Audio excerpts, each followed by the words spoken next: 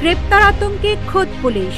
ছাত্র জনতার অভ্যুত্থানে হতাহতের ঘটনায় ঢাকাসহ সারা দেশে ক্ষমতাচ্যুত আওয়ামী লীগ সরকারের মন্ত্রী, এমপি, নেতাকর্মী ও আমলাদের বিরুদ্ধে মামলা হয়েছে। পুলিশের সাবেক আইজিপি থেকে শুরু করে কনস্টেবলদের বিরুদ্ধেও মামলা হয়েছে। সাবেক আইজিপি সহ ৩৩ জন পুলিশ কর্তাকে গ্রেপ্তার করে রিমান্ডে জিজ্ঞাসাবাদ করা হয়েছে। তাদের বিরুদ্ধে হত্যাকাণ্ডের সঙ্গে সম্পৃক্ত থাকার ও নির্দেশ দেওয়ার অভিযোগ আনা হয়েছে। ২০২ পুলিশ সদস্য নিখোঁজ, কেউ বিদেশে, কেউ আত্মগোপনে, কেউ ইউনিটে লুকিয়ে। সাবেক আইজিপি বেনজির আহমেদের বিরুদ্ধে অনলাইনে সরকারের বিরুদ্ধে পুলিশকে উস্কানি দেওয়ার অভিযোগ উঠেছে। এর জেরে পুলিশের ৮৪ কর্তাকে গ্রেপ্তারের জন্য চূড়ান্ত তালিকা তৈরি করা হয়েছে, যা সরকারের শীর্ষ পর্যায়ের অনুমোদন পেয়েছে। তালিকায় সাবেক আইজিপি, অতিরিক্ত আইজিপি, ডিআইজি, অতিরিক্ত ডিআইজি, পুলিশ সুপার, অতিরিক্ত পুলিশ সুপার, এএসপি ও ইন্সপেক্টর রয়েছেন। পলাতক কর্মকর্তাদের ধরতে পুলিশের সর্বোচ্চ আন্তর্জাতিক সংস্থা ইন্টারপোলে নোটিশ যাচ্ছে।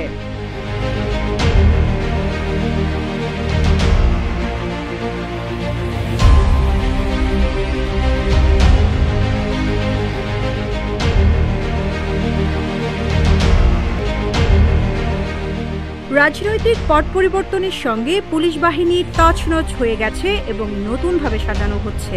বিভিন্ন ইউনিটে কাজ শুরু হলেও গতি কম। অতিরিক্ত আইজিপি থেকে কনস্টেবলদের বিরুদ্ধে হত্যাসহ নানা অভিযোগে মামলা হয়েছে। কর্মস্থলে অনুপস্থিত কর্মকর্তাদের তালিকা করা হয়েছে। কিছু কর্মকর্তাকে অবসরে পাঠানো হয়েছে, বাকিদের বরখাস্তের সিদ্ধান্ত হয়েছে। এখন পর্যন্ত সাবেক ২ আইজিপি সহ ৩৩ কর্মকর্তাকে গ্রেপ্তার করা হয়েছে। ছাত্র জনতার আন্দোলন প্রতিরোধে কি নির্দেশনা দেওয়া হয়েছিল তার বিবরণ দিয়েছেন তারা। ক্ষমতাচ্যুত প্রধানমন্ত্রী শেখ হাসিনা সহ আওয়ামী লীগের শীর্ষ নেতারা বৈঠকে কি বিষয়ে আলোচনা করেছেন সে তথ্যও দিয়েছেন আটক পুলিশ কর্মকর্তারা। সরকারের কাছে তথ্য রয়েছে, পলাতক ও অন্য পুলিশ কর্মকর্তারা সরকারের বিরুদ্ধে কাজ করছেন। সিদ্ধান্ত হয়েছে আন্দোলনের সময় যারা সরাসরি অংশ নিয়েছেন এবং দিক নির্দেশনা দিয়েছেন তাদের আইনের আওতায় আনতে।